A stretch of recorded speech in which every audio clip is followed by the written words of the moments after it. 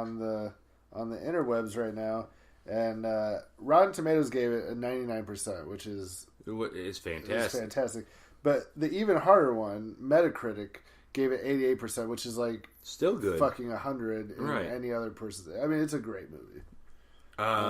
One movie that just came out that I'm kind of butting heads with critics on is Bright. Oh yeah, yeah, Bright. You liked it or you didn't? I loved it. Yeah? I thought it was fantastic. It was a nice combination of like Training Day. Okay. And what do you want to go? I know everybody wants to say Lord of the Rings just because it's fantasy. Yep. But well, it is kind of fantasy though, right? Right. But I don't.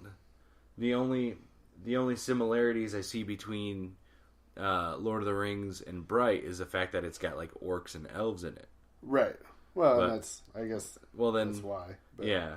Well, then I guess just to make it easy, I'd say it was a nice mixture of like Training Day and Lord of the Rings, and which I like both of those movies a lot. So. Right. And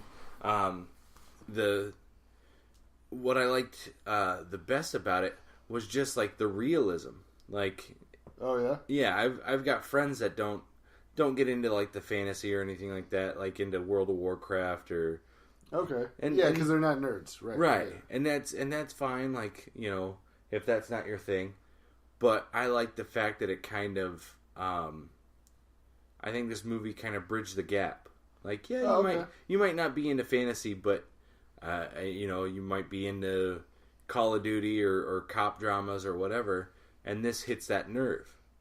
This it's a buddy cop movie, yeah, and not a comedy. It's got funny spots, but it's more of a drama. Yeah, and the fact that there's a little bit of fantasy mixed in there is just kind of extra. Okay, it's not the main ingredient, I guess. That's fair. Yeah, but I loved it. I was a big fan of it. You know, and it's got a lot of. I found out a lot of people are in it that you saw in other movies. It's just they were under makeup.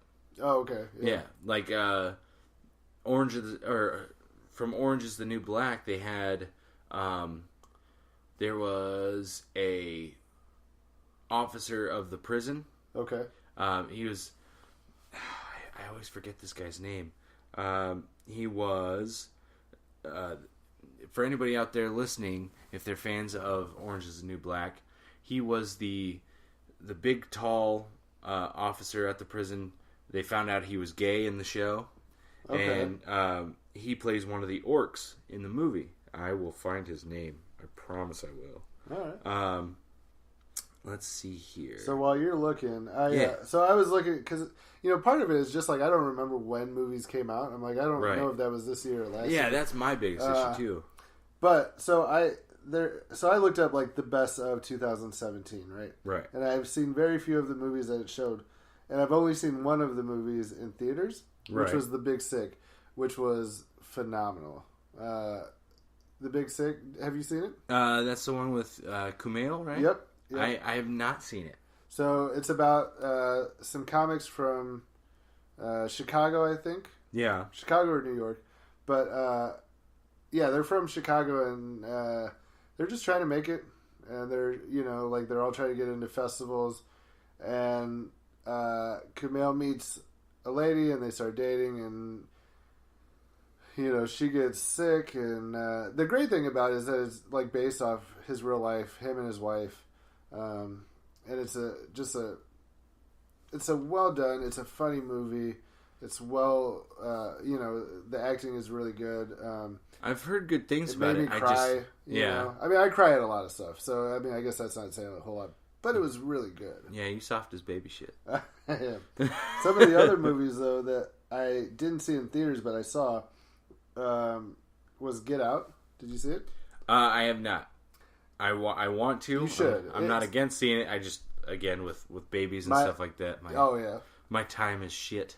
My opinion of Get Out was that it wasn't very scary, but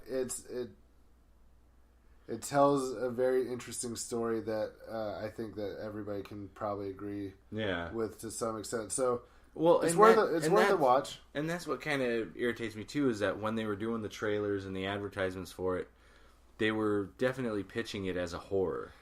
I mean, technically it is, but I feel like it's more like a thriller. Yeah. That's my personal opinion on it. It technically is a horror. Yeah, but it's like it's a social horror. It runs. Yeah, there's a lot of social commentary in it, and it kind of runs that line between thriller and horror. So they get blended a little bit. Wonder Woman I saw, which was great. Yeah, it was like because the Marvel has done a great job with their movies, and I feel like DC has not done that well. Right. No, that's safe. That's safe to say. And there are a lot of people on both sides of the fence in the fact that a lot of people feel that as far as films go, DC hasn't been able to hold a candle to what Marvel does. No. But as far as comics go, because they still make comics nowadays. Oh, yeah. As far as storylines go for comics, there are a lot of people that well, thank God Marvel has their movies because their comics are shit in comparison to DC. Oh, really? So, yeah. So it's like, win one, lose one, and it's kind of on both sides of the fence. And then one last, and I can't believe I forgot this because this was maybe my favorite of the whole year, but it came out. Yeah. So good. I was able to go see that early. And were you? Yeah. And man,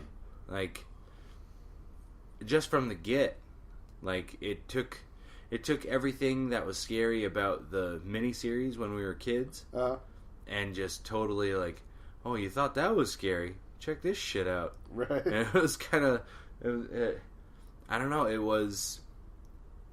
was refreshing because nowadays when it comes to horror, I feel like everybody's kind of desensitized to it. Right.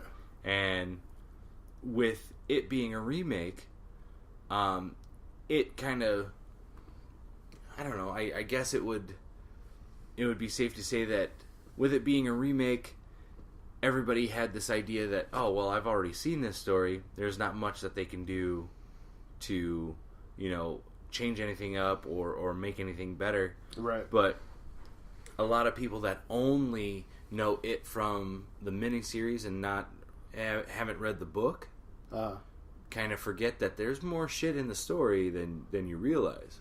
Right. And the remake kind of threw, with the scenes with the leper and that kind of thing, you didn't really get that in the miniseries.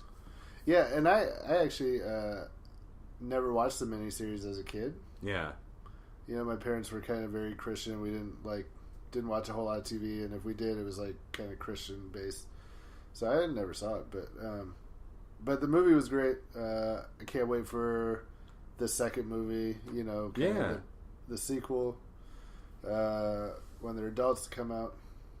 So yeah, I thought it was a good year for movies, really. Absolutely. Let's see. Looking back at everything, I saw Logan. Loved it. Okay. Wait a minute. I think my phone might be dumb. No, Logan did come out this year. For some reason, it did. Yeah, for some reason I thought it came out 2016, but no, it did come out earlier this year. It was just that early. But yeah, no, I loved Logan.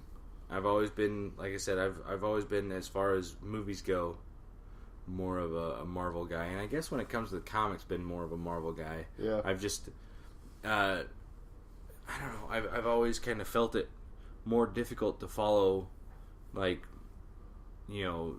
Superman. It's like he's great at everything, and only a green rock can take him down. It's like, right. I'm one of those people that wants more. I feel like Marvel is just a little more creative. Not to say that DC is bad, but right. But when it comes to the stories, they're just Marvel's a little better. Well, at them. No, I think they're more up to date. Maybe I don't know about that, but okay, you're wrong. I don't know when it comes to. You're more of a nerd than I am. So yeah, when it comes to DC, and Superman, I find it. I find it more difficult to kind of sympathize with a character that has so much going for them. Like he's got super speed, he can fly, Right. he's super strong. I sympathize more with characters that have faults, you know, because I, like the rest of the human race, have faults, and Right. if in some ways, you know, I can say, hey, I'm kind of like that character, or I can sympathize with what that character is going through. Right. I can invest myself in the story more. That makes sense. You know, Superman being an alien, and like, oh, A dumbass alien. well, he's super handsome and he can fly. It's like, fuck this guy already. Right. Like, right out the gate. Yeah, you lost me at super handsome. I don't. Right. This guy can eat You shit. know how long this personality is taking to develop so that, you know, I don't have to worry about being super handsome? Come on. I've been fine tuning this wine, goddammit. But yeah, I find it easier to invest my time into something if I can see like similarities between me and the character. For sure. So Logan was fantastic. Let's see. I thoroughly enjoyed Guardians of the Galaxy 2 and Thor Ragnarok. Yeah, man. I'm not a huge superhero fan. I think just because in general I don't relate. Like they're neat, and I enjoy them when I watch them, but I don't go out of my way. But I actually wanted to see all of those, and I saw none of them. I really wanted to see Guardians of the Galaxy 2. Well, I've got it on Blu-ray. Do you? Yeah. Whenever you're feeling froggy, you just leap. Okay. We'll watch that bad boy. All right. Let's see. I was kind of interested. This isn't one of the movies that I normally go to see in the theaters, but I'm still kind of itching to go see it. It's a movie called All the Money in the World. Never heard of it. Never heard of it. Okay. Talk to me. The reason it's interesting to me is not even for the story. Okay. It's for the actual making of the movie. All right. All the Money in the World, just to summarize what I know about the movie so far, Sure. is All the Money in the World is set in, I want to guess, like late 80s, early 90s. Hawaii. No. Wasn't a question. I'm pretty sure that's... I wasn't quizzing you. Okay, sorry. But Hawaii. Fuck. That was good. All right. No, it's set in, I want to say, like late 80s, early 90s. And with a name like All the Money in the World, you figure it's having something to do with rich people, whatever. Right. Basically what happens is the grandson for the richest guy in the world, or the grandson to the richest guy in the world, gets kidnapped, and the kidnappers start asking the richest man in the world for ransom money. Like, hey, we've got your grandson, give us X amount of dollars and we'll give him back to you. Right. And basically the old guy's like, no. Like, I'm not giving you shit. Which forces then the kid's mom to have to go through extreme measures and try and get her kid back. Okay. That's the general idea of the movie. What excited me about it was the fact that in the trailer, they're billing that the old man is Kevin Spacey under a bunch of makeup. Oh. And made him to look like really old, but everything still looked incredible. Like, it wasn't a hacky makeup job. Right. Like, and they're like, you know, billing it as Kevin Spacey's most, like, what do you want to call it? Shit, I don't know. But basically saying that Kevin Spacey, like, took a deep dive to get into character. Right. And then about Thanksgiving was when all the shit with Kevin Spacey hit the fan, and all eyes were on him. Right.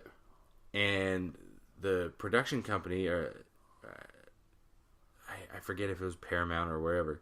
Either way, they basically looked at it as like, all right, Kevin Spacey's out. We've got to find somebody to replace him. But it's like you So already